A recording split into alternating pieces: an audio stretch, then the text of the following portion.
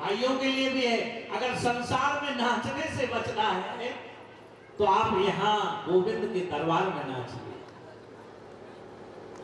और अगर यहां ताली बजाओगे तो संसार में ताली नहीं बजानी पड़ेगी।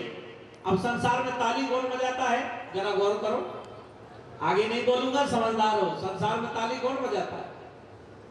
तो संसार की ताली बजाने से गोविंद की कथा में ताली बजाइए। बोले कृष्ण कन्हैया लाल की जय। इसलिए भाइयों बहनों माताओं, बड़े उत्साह के साथ, अगर अंदर कोई हिलोर है भक्ति की तो कोई रोकेगा नहीं, आप तो खूब नाचिए, दिल खोल के नाचिए। कुछ माताएं बहनें संकोच में बैठी हुई हैं, कोई क्या कहेगा, अपने घर में तो नहीं सोचती हो ये कोई क्या कहेगा। बोले कृष्ण कन्हैया लाल की जय। भाइयों बहनों माताओं, सुखदेव जी महाराज का जन्म हो चुका है तो निश्चित परीक्षित महाराज का जन्म नहीं करेंगे तो ये श्रीमद् भागवत की कथा आगे कैसे बढ़े। महाभारत आप लोग सभी जानते हैं, कथा में आता है कि महाभारत युद्ध अंतिम अवस्था में था। काय के लिए युद्ध था?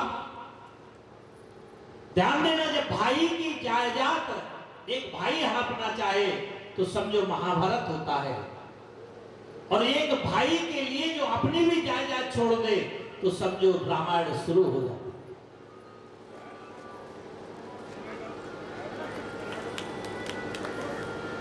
इसलिए ध्यान देना कि महाभारत की शुरुआत ही हो जाती है जब भाई का भाई हिस्सा हड़पने लगा। वैसे आधा था, लेकिन कहीं नहीं, हम तो सुई की नोक के बराबर नहीं। कृष्ण भगवान ने 5 गांव मांगे, बोले नहीं मैं तो सुई के बराबर भी नहीं दूंगा। महाभारत युद्ध, और ऐसा युद्ध के जो परिवार में ही था, बाहर का युद्ध नहीं था। हजारों परिवार के लोग शहीद हो गए, लाखों। काय के पीछे? जायदाद के पीछे। जहां से धन को त्यागने की शुरुआत होती है वहां से रामायण शुरू होती है, और जहां से धन का हड़पना शुरू होता है वहां से महाभारत शुरू हो जाता है। महाभारत युद्ध अंतिम अवस्था में था। दुर्योधन युद्ध मैदान में तड़प रहा था, टांग टूट गई थी।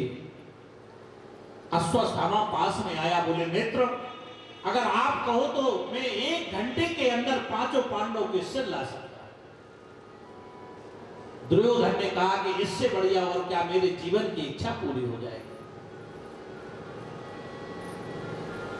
अश्वत्थामा गया और जाकर के जहां पर टेंट लगे हुए थे, पंडाल लगे हुए थे, उनके पीछे छुपते छुपाते जा रहा था। तो भगवान कृष्ण क्या है, एक छड़ी लेकर के जाग रहे थे। जैसे ही छड़ी की आवाज सुनी तो अर्जुन की नींद टूट गई।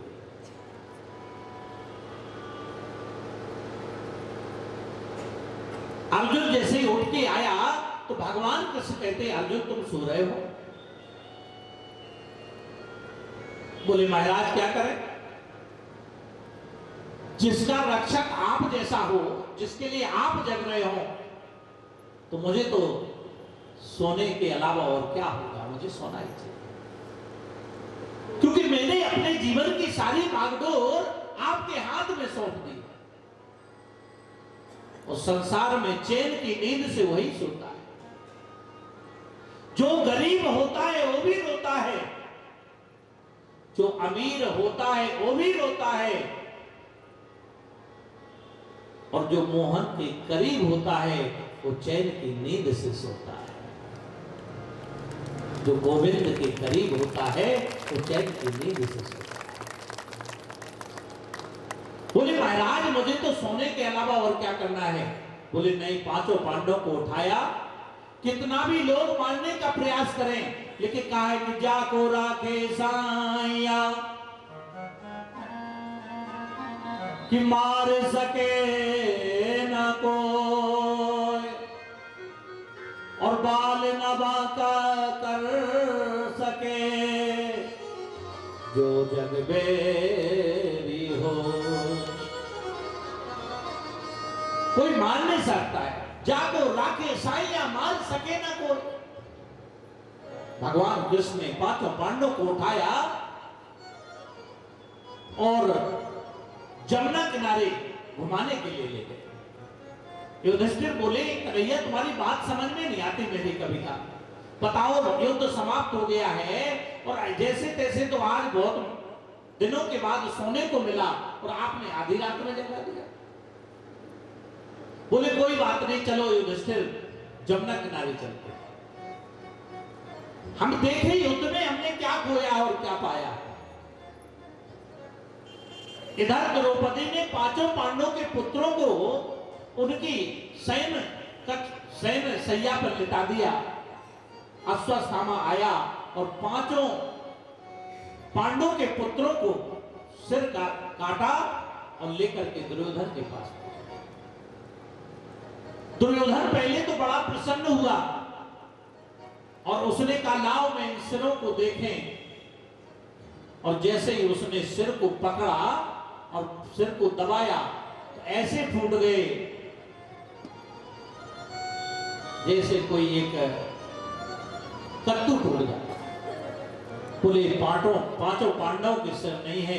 अरे मित्र, तुमने तो आज संसार की सबसे बड़ी हानि कर दी और तुमने तो मेरा वंश ही खत्म कर दिया।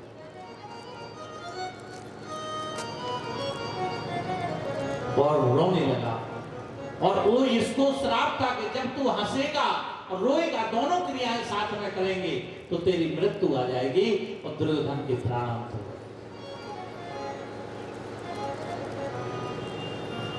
इधर द्रौपदी को पता चला तो विलाप करने लगी, बार बार विलाप करती है, कुरी की भांति करुण क्रंदन करने लगी। क्या बिगाड़ा था मेरे पुत्रों ने? दुष्ट अश्वत्थामा ने क्यों मार दिया? मेरे अबोध बच्चों को ने क्या बिगाड़ा था? अब ये बात तो आप लोग जानते हैं कि किसी माता का पुत्र उसके सामने मर जाए या कोई मार दे तो उसके जीवन में क्या बीतती है। इस दृश्य को देखने के लिए लाखों नर नारी एकत्रित हो गए। राम राम कैसा कुत्सित कार्य किया, इतना पाप का कार्य, इतना घृणित कार्य किया। अरे अधर्मी, सारी माता बहनें बोलने लगी, तेरा तो कभी उद्धार नहीं होगा। अर्जुन दौड़े दौड़े आया, गांडीव को उठाया, धनुष हाथ में लेकर उसको मारने के लिए दौड़ा। अश्वत्थामा ने देखा कि अर्जुन हमें मार देंगे तो अपना ब्रह्मास्त्र चला दिया। आकाश मार्ग से विशाल ब्रह्मास्त्र की अग्नि जब सारे संसार को जलाने लगी तो अर्जुन कृष्ण भगवान से बोला, महाराज मुझे क्या करना चाहिए, मुझे बचाइए। तब भगवान कृष्ण कहते हैं, अर्जुन कृष्ण कृष्ण महाभावो भक्तानां भयंकर त्वमेको दह्यमानानां पवगो असि संस्कृते। हे अर्जुन, कभी काल लोहे को लोहा ही काटता है, इसलिए तू भी ब्रह्मास्त्र चला। और जैसे ही अर्जुन ने ब्रह्मास्त्र चलाया तो सारा संसार जलने लगा। दुर्वासा ऋषि ने दोनों ब्रह्मास्त्र को रोका और बोले, अरे अर्जुन अपने ब्रह्मास्त्र को वापस कर लो क्योंकि सारा संसार जल जाएगा। अर्जुन को वापस बुलाना आता था, अर्जुन ने वापस कर लिया, लेकिन अश्वत्थामा को वापस करना नहीं आता। बोले महाराज मुझे वापस करना नहीं आता है।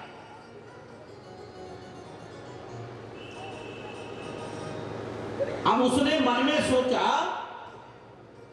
बोले अच्छा दिशा मोड़ दे। उसने क्या किया, क्योंकि दुष्ट अपनी प्रवृत्ति नहीं छोड़ता है, उसने क्या किया, उस ब्रह्मास्त्र का दिशा मोड़ दी। उसे पता था कि अभी अभिमन्यु की पत्नी उत्तरा के गर्भ में एक भ्रूण बनना है, पांडव का वंश चल जाएगा, इसलिए उसने ब्रह्मास्त्र की दिशा मोड़ दी और उत्तरा के गर्भ तरफ कर दिया।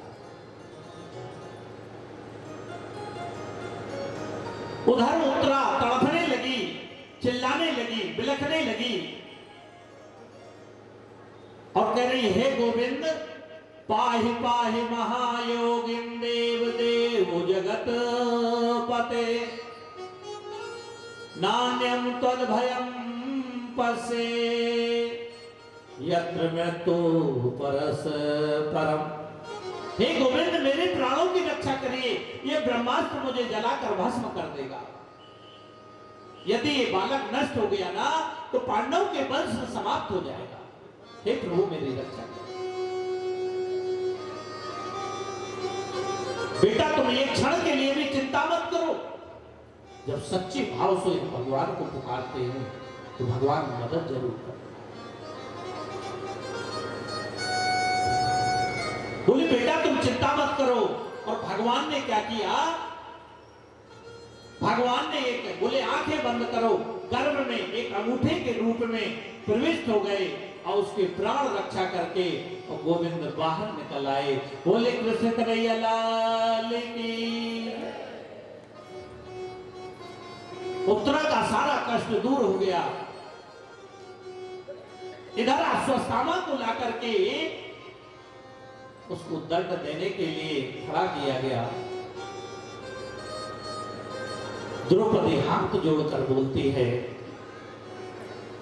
कि ये ब्राह्मण है और ब्राह्मण को मारना उचित है। क्या भावना रही होगी उस माता की कि जिसके पुत्रों को स्वयं उसने मारने वाला सामने खड़ा है, लेकिन कह रहे नहीं ये गुरु पुत्र है। क्या श्रद्धा रही होगी गुरु के प्रति। इसको मारना उचित नहीं है और इसको ले जाओ, क्योंकि गुरु माता के ऊपर क्या बीतेगी, क्योंकि हमें पुत्र का कष्ट पता है। अर्जुन चिंता में पड़ गए। भीम को कुछ समझ में नहीं आ रहा क्या करें। तब अर्जुन बोला कृष्ण से महाराज आप ही बताइए क्या करें। भगवान कृष्ण कहते हैं हे अर्जुन ये पक्की बात है कि ब्राह्मण को मारना उचित नहीं है, लेकिन ये भी सही बात है, ये भी सत्य है कि ऐसे पापी को जिसने निरपराध बालकों को मारा है उसको छोड़ना भी उचित नहीं। भीम बोले कि कन्हैया तुम्हारी बातें मेरे समझ से परे हैं। कह रहे मारना भी उचित नहीं है और छोड़ना भी उचित नहीं, तो क्या करें? तो बोले ऐसा करो इसका मुंडन करवाओ। ब्राह्मण की बेइज्जती ही उसका मरण अवस्था है। मुंडन करवाया, गांव में घुमाया और भगवान कृष्ण ने उसकी मणि निकलवाई और ऐसा श्राप दिया कि तू मृत्यु को मांगेगा और तुझे कभी संसार में मृत्यु नहीं मिलेगी। और आज भी 8 जो लोग हैं वो मृत्यु को प्राप्त नहीं, आज भी अमर है। आज भी अश्वत्थामा अमर है क्योंकि भगवान कृष्ण का श्राप है। जैसे ही भगवान ने अश्वत्थामा को मणि निकालकर छोड़ दिया, यहां पर भगवान के सामने जैसे ही उत्तरा के गर्भ की रक्षा की तो कुंती सब समझ गई। कुंती समझ गई श्री कृष्ण ने मेरे पुत्र वधु के गर्भ में प्रवेश करके मेरे पुत्र का रक्षा की है, इसलिए ये कोई साधारण नहीं है। हे श्री कृष्ण द्वारका वासिन देव देव जगतपते उनके चरणों में गिर पड़े। हे गोपाल प्रणाम करते हैं, आप साक्षात जगदीश्वर हैं। अरे बोले बुआ कैसी बात करती है, मैं तेरे भाई का छोटा पुत्र हूं, तू मुझे जगतपति कह रहे। अरे बोले कन्हैया मैं जानती हूं तू दूसरों को छुपा सकता है लेकिन मुझसे नहीं बच सकता है। लाला किसी को बुआ बनाते हो, किसी को फूफा बनाते हो, पर ये कैसे भूल जाते हो कि सबके परबाबा तो केवल आप ही हो। आप संसार में रिश्ते जरूर बनाते हो लेकिन आप तो बाबाओं के बाबा हो। युधिष्ठिर जी भगवान बोले कि अब मैं जाना चाहता हूं, आप लोग मांगिए। युधिष्ठिर सबसे बड़े थे इसलिए पहले बार इनको मांगना चाहिए। महात्मा युधिष्ठिर ने कहा गोविंद आज देने को बोलते हो तो एक ही वर दे दीजिए कि जीवन में कितनी भी विषम परिस्थिति आए, ध्यान देना कभी सत्य से पीछे ना हटो। हमारे जीवन में कितनी भी कठिनाई आ जाए भाइयों बहनों माताओं, लेकिन सत्य से कभी पीछे नहीं हटे।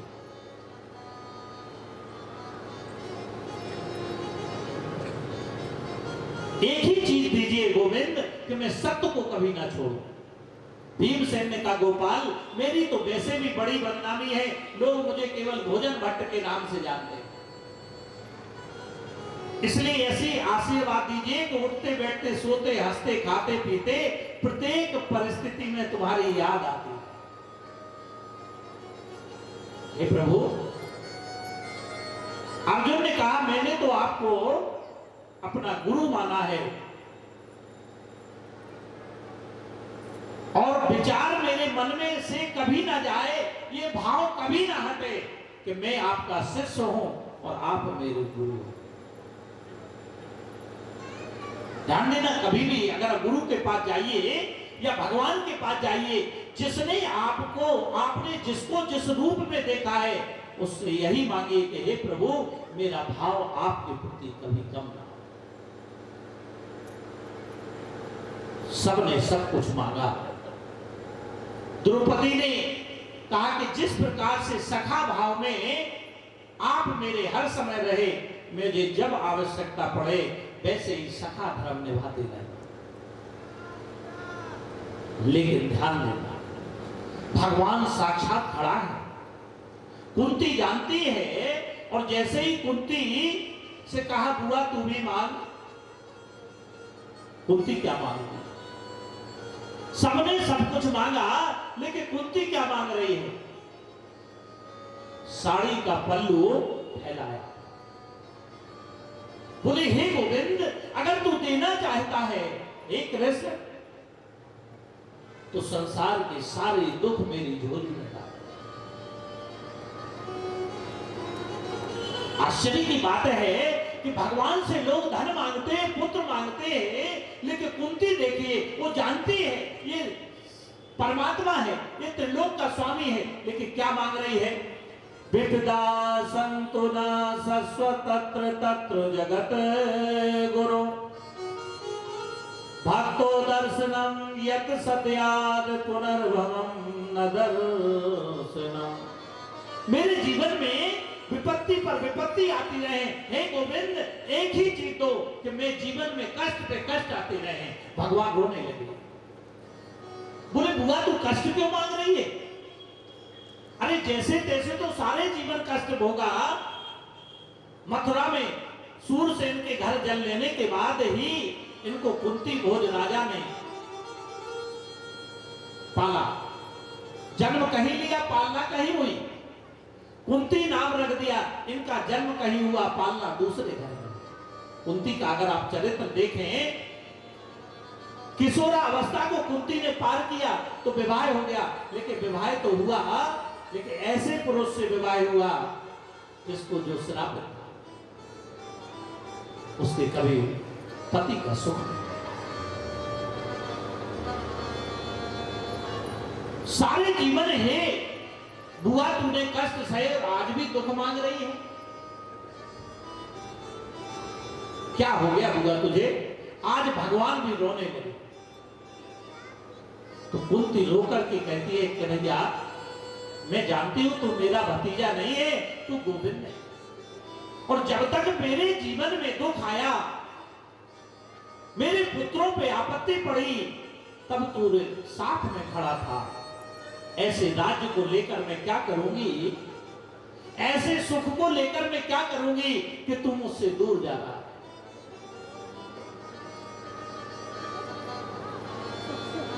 अच्छा विचार करने की बात है कि एक तरफ दुनिया के सारे सुख हैं और गोविंद हमारे पास नहीं है, और एक तरफ गोविंद है और जीवन के सारे दुख हैं, तो किसे चुनना चाहिए? किसे चुनना चाहिए?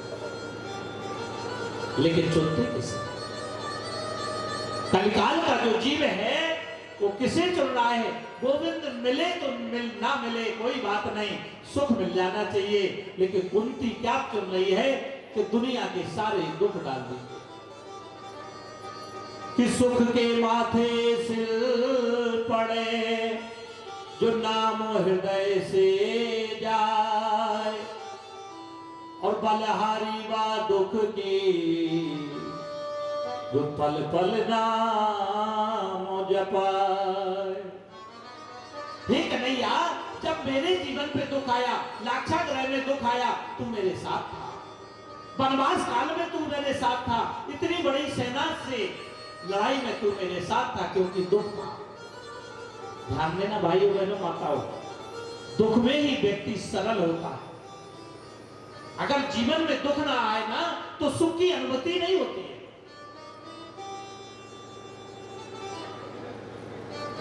एक अगर उदाहरण दूं आपको,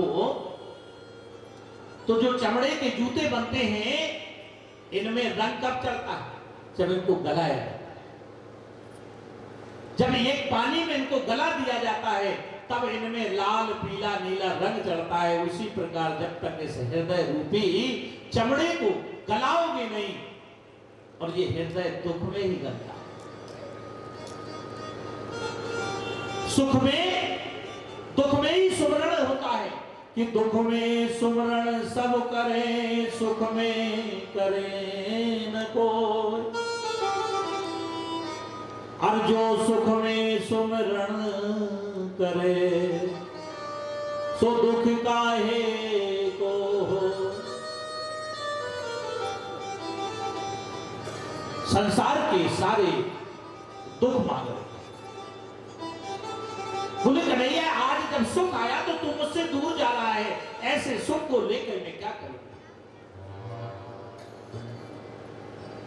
और ये विपत्ति कब तक है? ध्यान देना, आपके जीवन में अगर विपत्ति है, तो सुंदर कांड में एक सुंदर दोहा चौपाई है कि कहे हनुमंत विपत्ति प्रभु सोई।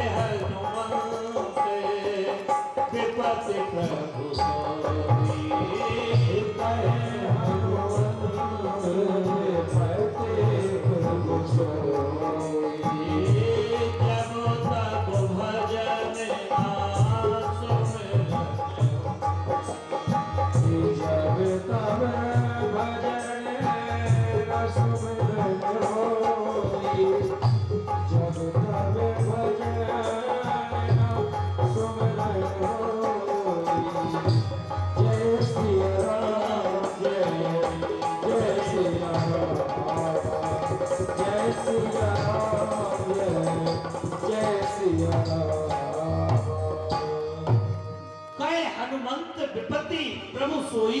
ये विपत्ति कब तक है? ध्यान देना, ये विपत्ति कब तक है? जब तक भजन न सुमरन हो। अगर आपके जीवन में भजन और सुमरन है तो विपत्ति नहीं है। विपत्ति कब है? जब भजन सुमरन से दूर हो। गौर करिए भाइयों बहनों माताओं, भजन और सुमरन अगर जीवन में है तो विपत्ति नहीं है। इसलिए बुआ तू मुझे याद करेगी, मैं तेरे सामने रहूंगा, तू चिंता मत। भगवान को भेजने के लिए अर्जुन जाता है, वहां की सारी घटना को आता है तो बताता है भगवान गोलोकवासी हो गए। जैसे ये बात युधिष्ठिर समझ जाते हैं, सुनते हैं,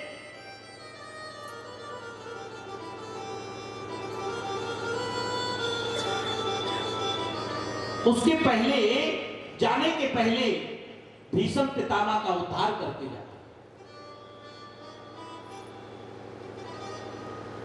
भीष्म पितामह के पास पहुंचे, बोले अभी एक कर्म रह गया है। पांचों पांडवों को ले गए, द्रौपदी को साथ में ले। और भीष्म ने पांडवों को सबसे पहले आते हुए देखा। कन्हैया सामने थे, मुस्कुराए, बोले बाहर है कन्हैया, मैं सोच ही रहा था कि अगर तू सामने आ जाएगा तो मैं अपने प्राणों को छोड़ दूंगा। एक ही आशा थी। कन्हैया मुस्कुराए, बोले बाबा अभी तो आपका एक काम रह गया पितामह। बोले कौन सा? बोले ये जो आपके 5 पांडव हैं इन्हें शिक्षा दीजिए। हंसने लगे। बोले तुम्हारे होते हुए कन्हैया मुझसे शिक्षा की बात कर रहे हो? क्या मैं जानता नहीं हूं? सबको चोरी करना सिखा रहे हो, अभी भी चोरी की बात आप छोड़े नहीं हो? अरे इनसे तो चोरी कर छिप सकते हो, लेकिन कन्हैया मुझसे नहीं छिप सकते हो, मैं जानता हूं तुमको। बोले नहीं पितामह, युधिष्ठिर मेरी बात नहीं मानेंगे। क्यों नहीं मानेंगे? क्योंकि युधिष्ठिर मुझे छोटा मानते। क्योंकि जो बात अर्जुन को बताई वही मैंने युधिष्ठिर को भी बताई, लेकिन युधिष्ठिर हमेशा छोटा मानते थे कृष्ण को। और ध्यान देना, जब किसी को छोटा मानोगे तो उसकी बात आपकी समझ में नहीं आएगी।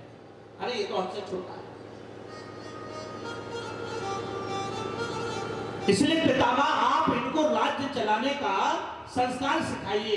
पितामह बताने लगे, शिक्षा देने लगे। कोई बात नहीं, हे गोविंद तुम्हारा आदेश है तो आदेश को मैं स्वीकार करता हूं। 5 पांडवों को शिक्षा देने लगे। बेटा ध्यान देना, कभी राज्य में कोई भूखा नहीं सो पाए, क्योंकि जिसके राज्य में कोई भूखा सोता है वो राजा नरक का गामी होता है। राज्य की शिक्षा दी, नैतिक शास्त्रों की शिक्षा दी। शिक्षा देते देते जब अंतिम शिक्षा देने लगे और बोले मैं सबसे बड़ी शिक्षा देके जा रहा हूं, हे बेटा युधिष्ठिर, कि कभी अपने राज्य में माता और बहन का अपमान नहीं होने। जैसे ये बात कही तो द्रौपदी को हंसी आ गई। द्रौपदी को हंसी आ गई। बोले महाराज, भीष्म पितामह भगवान के सामने देखे और फिर द्रौपदी की तरफ देखे। बोले बेटी किस बात पे तुम्हें हंसी आई? बोले नहीं पितामह, ऐसे ही कोई बात नहीं थी, आपकी बातें अच्छी लग रही हैं इसलिए हंसी आई। बोले नहीं बेटी, कोई अगर मर जाए 3 जगह कभी नहीं हंसना चाहिए। किसी के यहां अगर कोई डेड बॉडी रखी है और हम जाके हंसे तो शोभा नहीं। अगर आपको जीवन में कोई अच्छी शिक्षा देने वाला है, जो जीवन के उद्धार की शिक्षा है, वहां पर अगर आप हंस रहे हो तो ये भी ठीक है। और किसी की बेटी विदा हो रही है, उस जगह पे अगर आप हंस रहे हो तो ये भी ठीक नहीं। इसलिए बेटी तुम हंसी क्यों, कोई तो बात हो।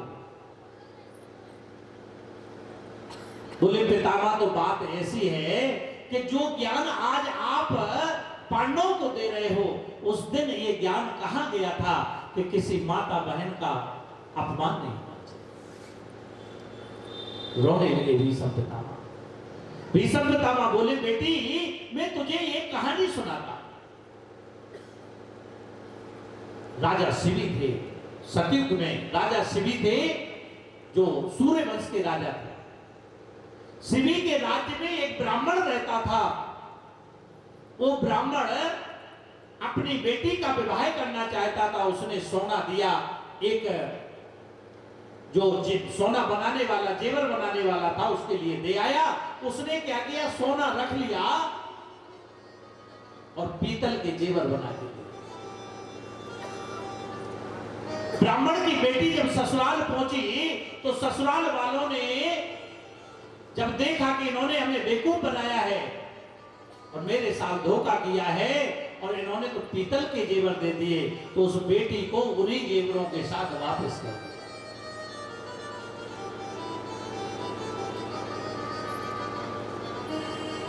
अगर आज हम देखें तो यही संसार में चल रहा है। व्यक्ति को व्यक्ति से प्रेम नहीं रह गया।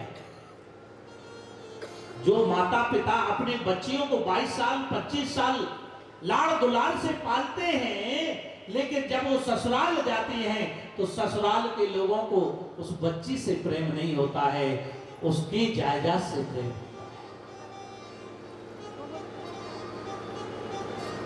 और बहुत से केस आप सुनते हैं कि फलानी बेटी को दहेज के लिए जला दिया, भाइयों बहनों माताओं, हमें कथाओं से सीखना चाहिए कि बेटी हमारी भी है, इसलिए हम दूसरों के साथ वही व्यवहार करें तो खुद को अच्छा। अब बेटी बेचारी कहां जाए, पिता के पास वापस लौट आए। पिताजी ने बेटी को लिया और राजा शिवी के पास पहुंचे। शिवी ने क्या किया कि उस जेवर बनाने वाले व्यक्ति को बुलाया, उसका सारा धन लिया और अपने राज्य में रख लिया और उसको देश से निकाल दिया।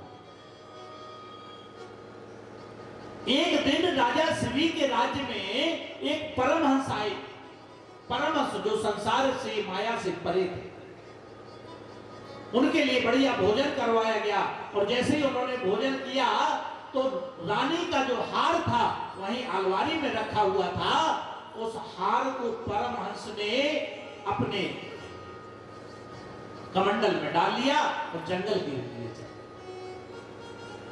रानी का 9 लखा हार चुरा ले गए। अब बताइए परमहंस पर कौन शंका करे, जो दुनिया से विरक्त हो चुका है। परमहंस,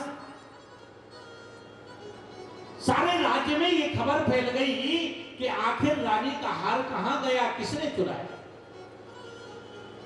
3 दिन 3 रात जब बीत गई तो परमहंस जंगल से वापस आए और राजा शिवी के दरबार में बोले, महाराज क्षमा करें, मेरे हाथों को कटवाइए, इन हाथों ने ही रानी का हार चुराया। राजा असमंजस में पड़ गया कि इतना बड़ा परमहंस जो दिगंबर संत है वो रानी का हार कैसे चुरा सकता है। संसार के विद्वानों को बुलाया लेकिन कोई नहीं जब बता पाया तो परमहंस ने कहा, महाराज आपके धन में, धन जो था उस धन का अन्न में कोई कण आ गया, वो धन कैसा था, पाप की कमाई थी, इसलिए मेरी बुद्धि विचलित हुई। ध्यान देना भाइयों बहनों माताओं, जब पाप की कमाई से एक परमहंस की बुद्धि बिगड़ सकती है तो हमारा धन कैसा है, जरा गौर करना।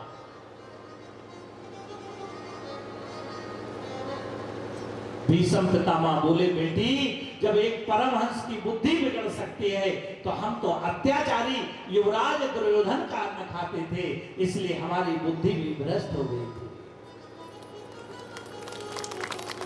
बोले वृंदावन बिहारी लाल की। बोले पितामह आज क्या हो गया? बोले देख नहीं रही बेटी, 54 दिन हो गया बाणों पे मेरा शरीर छलनी हो गया और जो भी अन्न का कण था मैंने 54 दिन से कुछ खाया थोड़ी है। खून का एक एक कण बाणों के माध्यम से जमीन ने सोख लिया, अब तो केवल शुद्ध आत्मा बची है, इसलिए मेरी बुद्धि ठीक हो गई। द्रौपदी चरणों पर गिरी, बोले क्षमा करें पितामह।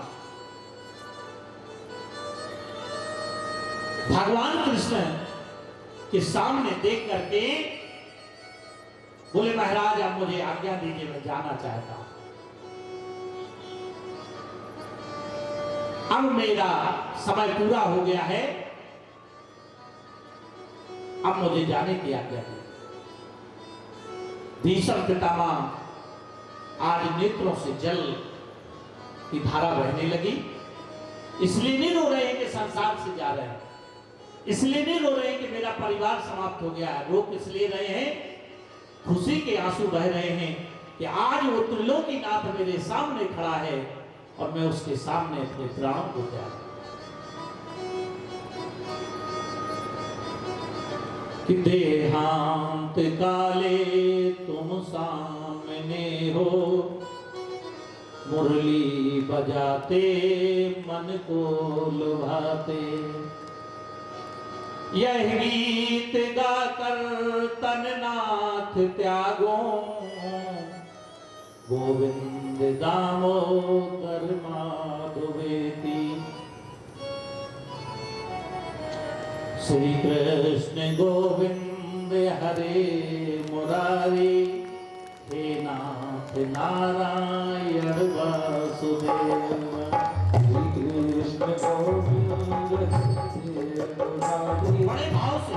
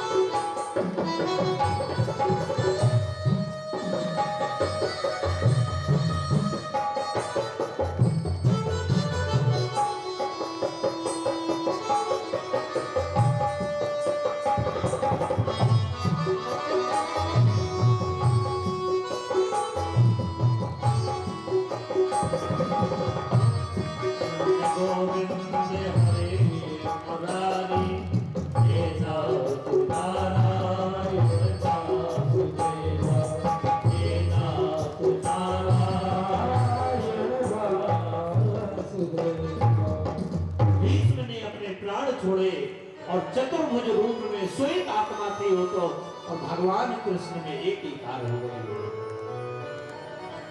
धराधाम से जाना तो सबको है, लेकिन जाने के बाद अगर भीष्म पितामह जैसी मुक्ति हो जाए तो यही जीवन का सार्थक पहलू है। उनकी मृत्यु के उपरांत संस्कार पूरे किए, पांडवों के सामने मेरे गोविंद बैठे और द्वारका चले गए। उधर से अर्जुन भेजने गए थे, वापस आए, वापस आकर के सारा किस्सा सुनाया युधिष्ठिर ने। जो अभिमन्यु का पुत्र था, उत्तरा के गर्भ से जो परीक्षित का जन्म हुआ, और जब जन्म हुआ तो कैसे हुआ? छोटा सा बालक पद्मासन लगा करके बैठ गया। हजारों नर नारियां उसको देखने के लिए आए कि एक ऐसा अद्भुत बालक है, क्योंकि वो बालक तो भगवान श्री कृष्ण का आशीर्वाद गर्भ में ही प्राप्त करके आए।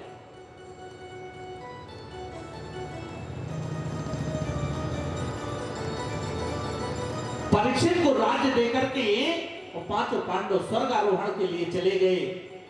चारों पांडव गल गए, द्रौपदी गल गई, लेकिन अंत में यात्रा केवल किसने की? युधिष्ठिर ने पूरी।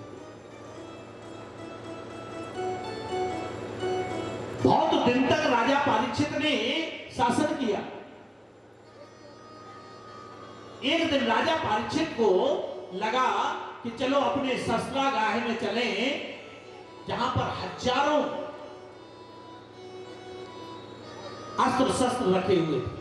वहां पर देखा तो एक सुंदर मुकुट था। वो मुकुट किसका था? जरासंध का मुकुट था, बहुत सुंदर मुकुट था। तो राजा परीक्षित ने जरासंध का मुकुट लिया और धारण कर लिया। मुकुट पहन करके कहां जा रहे हैं? आज जंगल की तरफ गए राजा परीक्षित। परीक्षित जब जंगल की तरफ पहुंचे तो क्या देख रहे हैं कि एक गाय और एक बैल आपस में चर्चा कर।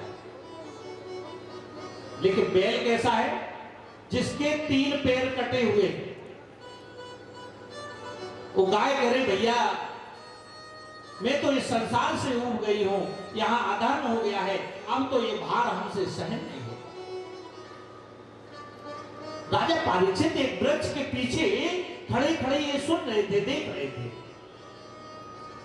इतने में जो 3 पैर कटे हुए थे, एक पैर का बैल था, वो कह रहा है, क्या बताएं बहन, हमारे तो आज 3 पैर कट गए हैं और मुझे लगता है एक पैर भी कट जाएगा। इतने में एक काला कलूटा व्यक्ति हाथ में तलवार लेकर के उस बैल का चौथा पैर काटने लगता है। राजा परीक्षित को लगा कि ये मेरे राज्य में इतना बड़ा अत्याचार।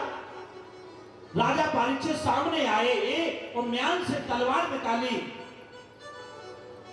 और उस काले कलूटे व्यक्ति को मारने के लिए दौड़े तो हाथ जोड़कर बोला, महाराज। बोले, तुम कौन हो? बोले, महाराज मैं कलिकाल, मेरा समय आ गया। गाय अपने वास्तविक स्वरूप में आ गई, वो पृथ्वी थी। बोले, महाराज इस पृथ्वी पर कलिकाल के आने से चारों तरफ अत्याचार अधर्म फैल गया है, इसलिए अब भार हमसे सहन नहीं होता। वो बैल जो था वो धर्म था। वो कह रहा है, महाराज सतयुग में मेरे चारों पैर थे, सत्य, दया, तप और पवित्रता। लेकिन सत्य सतयुग में चला गया, दया लोगों में रही नहीं, और एक पैर है तो वो भी कलिकाल काटने के लिए खड़ा है। आज भी धर्म एक पैर पे खड़ा है। आप जरूर देख रहे हो कि जगह जगह कथाएं हो रही है। मुझे लगता है कलिकाल में सतयुग से ज्यादा कथाएं हो रही है, लेकिन सुन करके इस कान से सुना और निकाल के चली जाए, जीवन में नहीं उतार। हम अपने जीवन में उतारें। परमात्मा की कथा को पिए और जीवन में उतारे, चरित्र में उतारे, तब परिवर्तन।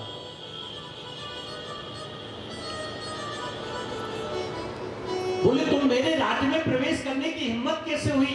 तो बोले महाराज सतयुग का जो समय था वो 17,28,000 वर्ष का जो समय था वो पूरा हो गया। त्रेता का जो समय था वो 12,96,000 वर्ष का समय पूरा हो गया। द्वापर का जो समय था वो 8,64,000 वर्ष पूरा हो गया।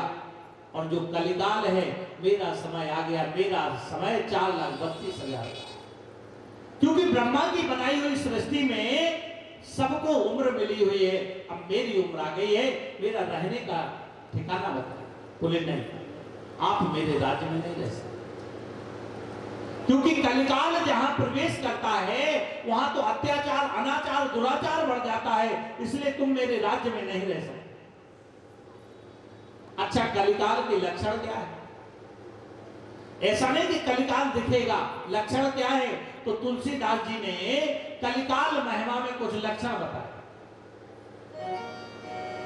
कलिकाल लक्षण में कुछ लक्षण हैं कि सो कलिकाल कठिन और गारी, सो कलिकाल कठिन और गारी, पाप परायण सब नर नारी, पाप परायण सब नर नारी, पाप परायण सब नर नारी।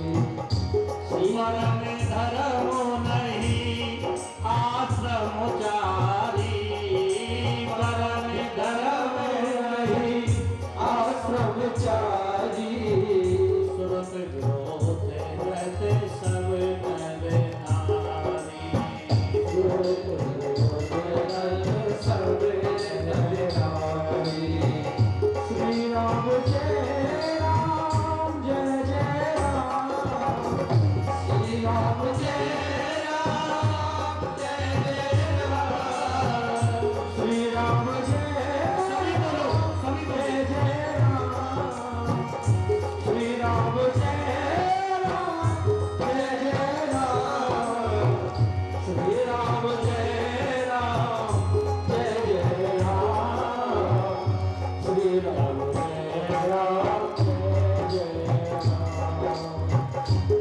राम जय राम, जय जय राम, श्री राम जय राम, जय जय राम।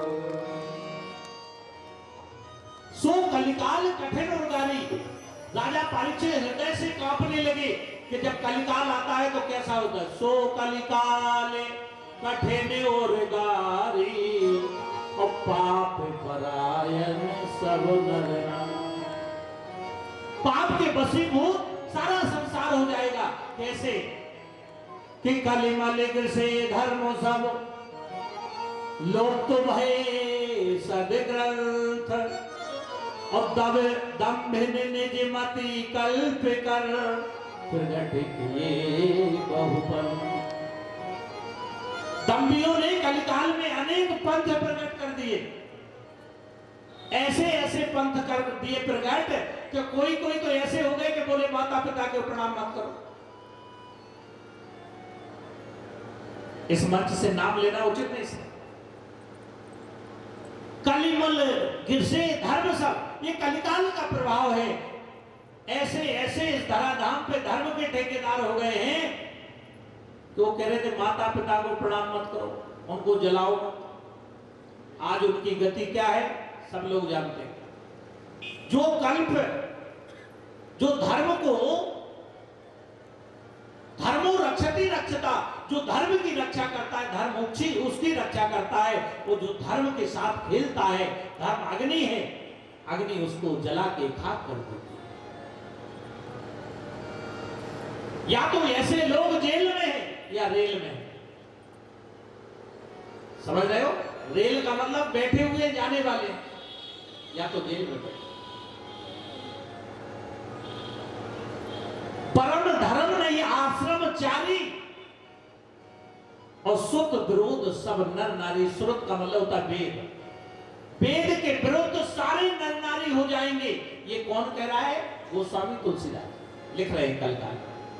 अब आप कहोगे कि सारे नर नारी ही वेदों के विरुद्ध कैसे हो गए, तो थोड़ा सा मैं आपको बताऊंगा।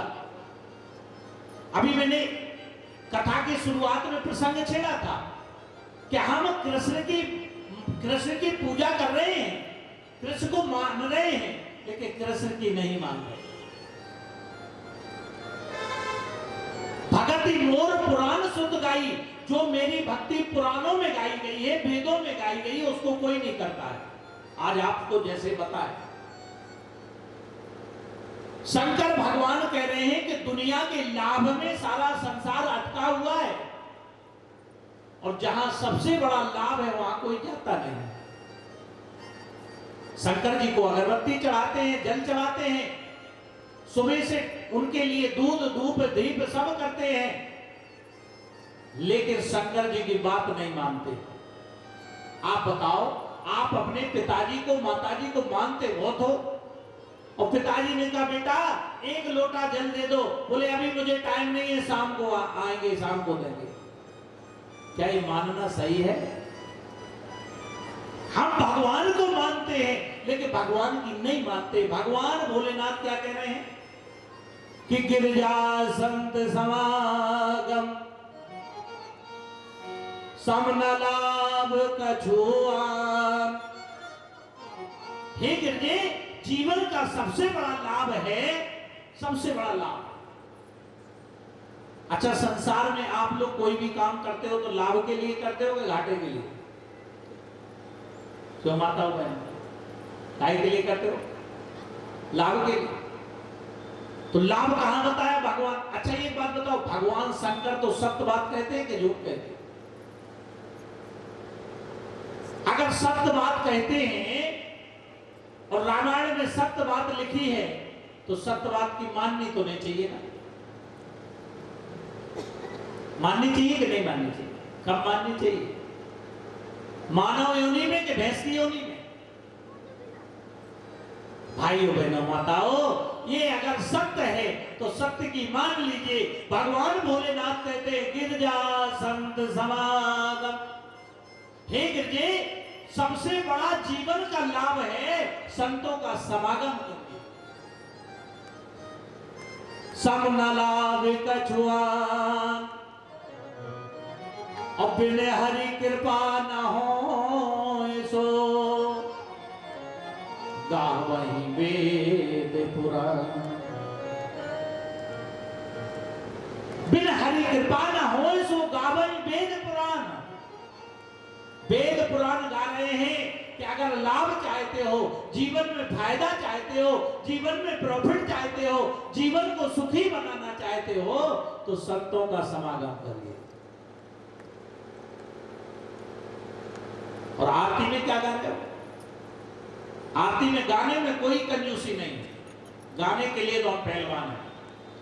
मंदिर में अच्छा जाते हो, स्नान करके जा रहे हो, स्नान करके जा रहे हो, हाथ में अग्नि को साक्षी मान के, अच्छा झूठ बोलना चाहिए कि सही बोलना चाहिए? बोलो, झूठ बोलना चाहिए कि सही बोलना चाहिए? सही बोलना चाहिए। ध्यान दीजिए। अब आप प्रतिदिन मंदिर में भगवान के सामने क्या गा रहे हो? श्रद्धा भक्ति बढ़ाओ संतों की, और कर क्या रहे हो? श्रद्धा भक्ति बढ़ाओ संतान की। बोले वृंदावन बिहारी लाल की। भाइयों बहनों माताओं, गा रहे हो वो भी भगवान के सामने। श्रद्धा भक्ति बढ़ाओ संतों की सेवा। हे प्रभु, हमारे अंदर श्रद्धा बढ़ाइए, भक्ति बढ़ाइए, जिससे संतों की सेवा करें। वो कर रहे हो संतान की सेवा। तो मंदिर में सही बोल रहे हो कि झूठ बोल रहे हो? गाते गाते जीवन बिता दिया, लेकिन कभी संत की सेवा नहीं की, तो बताइए वेद विरुद्ध चल रहे हो कि नहीं चल रहे हो? अच्छा, एक की बात नहीं है, हम सब की बात है। जो लिखा है उस पर हम चल नहीं रहे। भगवान कहते हृदय में है तो हृदय में देख नहीं रहे। वो कहते संतों के पास मिलूंगा, संतों के पास जा नहीं रहे।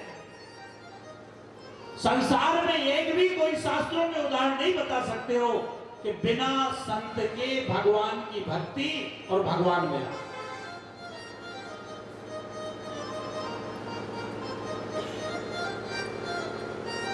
कोई भी उदाहरण नहीं। अगर हम भक्ति के स्वरूप को देखें कि भक्ति क्या है, कहां है भक्ति, तो भगवान राम ने कहा कि मेरी भक्ति कहां है। भगवान राम को मानने वाले जरा गौर करो, शंकर जी को मानने वाले तो शंकर की नहीं मान रहे, लेकिन भगवान राम की। भगवान राम उत्तरकांड के 45वें दोहे में अयोध्या वासियों को समझा रहे हैं। उत्तरकांड का 45वां दोहा खोल के देखना। भगवान राम कह रहे हैं मुझे प्राप्त करने का साधन जो है, मेरी भक्ति जो है गुप्त है। कि सुना हुए कि गुप्त मत सबई कहूं कर जोर। भगवान राम कह रहे मेरी भक्ति गुप्त है। अच्छा, माला घुमा रहे हो, ये मैं माला घुमाता हूं, ये घुमा रहे, ये प्रकट है कि गुप्त? दिख रही ना? आरती कर रहे हो, प्रकट है कि गुप्त है? फूल चढ़ा रहे हो, गुप्त है कि प्रकट है? लेकिन भगवान राम कह रहे हैं कि सुना हुए कि गुप्त मत, मुझे प्राप्त करने का साधन गुप्त है। संसार के जितने भी साधन है ये सब प्रकट है। आप बताइए भगवान राम की कितने लोगों ने मानी? भगवान राम को मानने वाले भगवान राम की नहीं मान रहे। कि सुना हुए कि गुप्त मत सबई कहूं कर जोर। राम भगवान हाथ जोड़ रहे और शंकर भजन बिना नर भक्ति न पावयो। शंकर भजन, तो लोगों ने शंकर भजन शुरू कर दिया। वो कह रहे शंकर भजन, जो भजन शंकर जी ने किया। अब आप लोग बुद्ध जी भी लोग बैठे हैं, तो शंकर जी ने क्या शंकर शंकर जपा होगा? कोई अपने नाम को जपेगा? राम ने क्या खुद राम राम कहा होगा? शंकर भजन बिना नर, जो भगवान शंकर कैलाश पर्वत पर बैठ करके गुप्त नाम का जाप करते। इसलिए आज का व्यक्ति वेदों में कुछ लिखा है और कर कुछ रहा है। सोई सयान जो पर धन हारी, और सो कर दम्बे सो बड़े आचार। सो कर दम्बे सो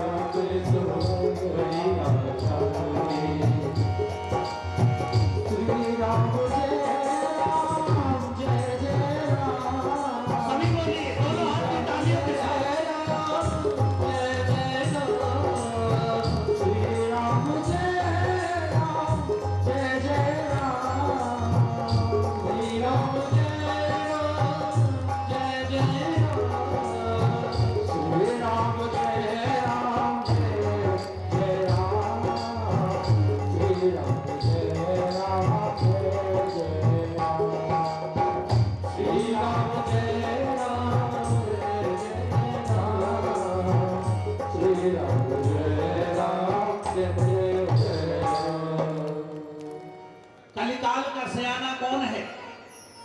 सो सयान जो परदनार। अगर कोई किसी को फ्रॉड करके, किसी को ठग के पैसा वाला बन गया तो वो सयाना हो गया। अरे उसको देखो फलाने के लड़के को कितना आगे बढ़ गया, लेकिन ये पता नहीं है सयाना कलिकाल का कौन है? जो दूसरे का धन हरण करे। आज जितने भी माँ बाप हैं अपने बच्चे को केवल पेट भरने की शिक्षा सिखा रहे हैं। कलिकाल के लक्षण है। जो कर दम्भ सुबड़ आचारी, जो दम्भ करता है, जाके नख अरु जटा विशाला, सोई तापस प्रसिद्ध कलिकाला। जिसके नाखून बड़े हो, बाल बड़े बड़े हो, वही तपस्वी हो जाता है। अशुभ भेष भूषण धरे, भक्षा भक्ष जे खाए, और तह जोगी तह से नर, पूजे ते कलयुग मान। किनारे दिवस नर सकल गोसाई, नारे दिवस नर सकल गोसाई, नाच नटे पर कटेगी, नाच नटे पर कटेगी नाई, नाच नटे पर कटेगी नाई।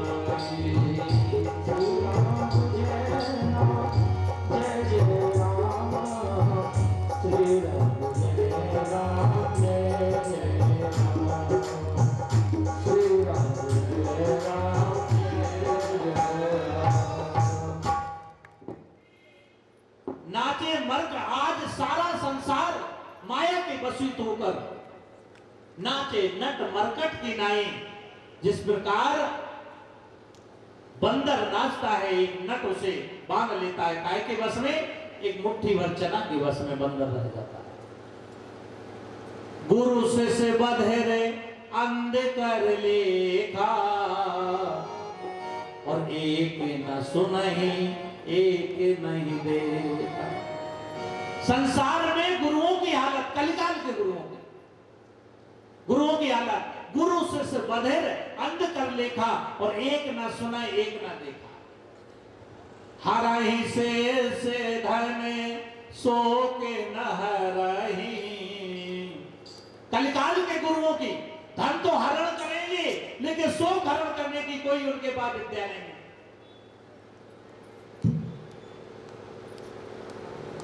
और सो गुरु घोर नरक में पड़े। भाइयों बहनों माताओं, आज जो है संसार में बाढ़ आ गई है। अरे गुरु का मतलब वो होता है जो आपके जीवन के क्लेशों को मिटा। गु नाम अंधकार, रू नाम प्रकाश, जो अंधकार को हटा करके आपके जीवन में प्रकाश दे दे। गुरु गोविंद दोनों खड़े काके लागों पाए, और बलिहारी गुरु आपने जिनको हिंदियों मिला। भाइयों बहनों माताओं ध्यान देना, विनम्र निवेदन है। गुरु वो होता है जो गोविंद से मिला, जो आपके अंदर परमात्मा का दीदार करवा देता है। गुरु वो होता है। और जिस वक्त आपको परमात्मा का दीदार हो जाएगा, तो समझिए आपके संसार के क्लेश दूर हो जाएंगे।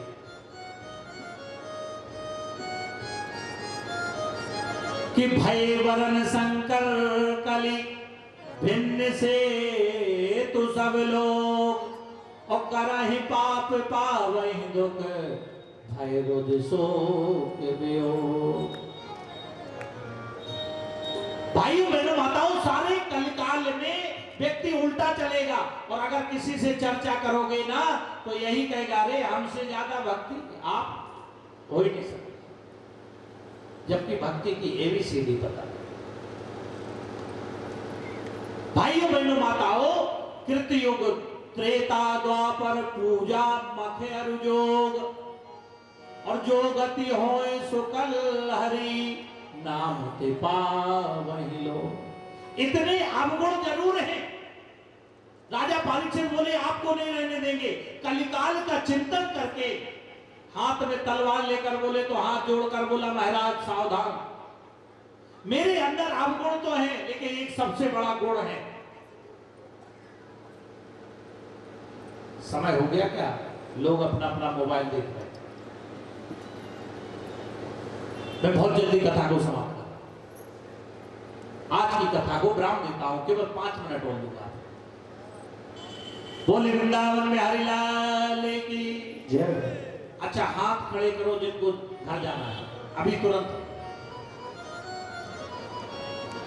कोई बात नहीं, आपका घर का समय हो गया तो जाना भी चाहिए। अच्छा, हाथ खड़े करिए जिनको घर जाना है। नहीं जाना? अच्छा, जिनको घर नहीं जाना है वो लोग हाथ खड़े।